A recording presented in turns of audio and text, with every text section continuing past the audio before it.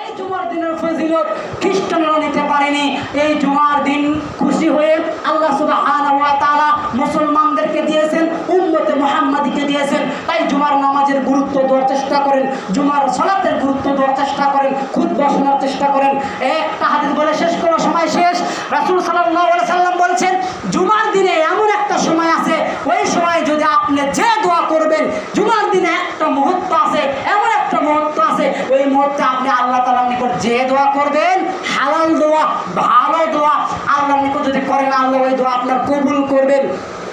মুহাদ্দিসিনে কেরাম একটা সময় বলছেন, আপনার একটা হলো সময় আপনার ইমাম সাহেব যখন খুতবায় উঠবে, ওই সময় থেকে সালাতের আগ পর্যন্ত যদি আল্লাহর নিকট আপনি দোয়া করেন, আল্লাহর নিকট দোয়া করেন, আল্লাহ ওই দোয়া কবুল করবেন। আবার কোনো মুহাদ্দিসিনে কেরাম বলছেন, কেউ যদি আসরের নামাজের পরে অর্থাৎ মাগরিবের আগে আগে আপনি আল্লাহর নিকট দোয়া করলেন, আল্লাহ তাআলা এই জুমার দিনের দোয়া কবুল করবেন।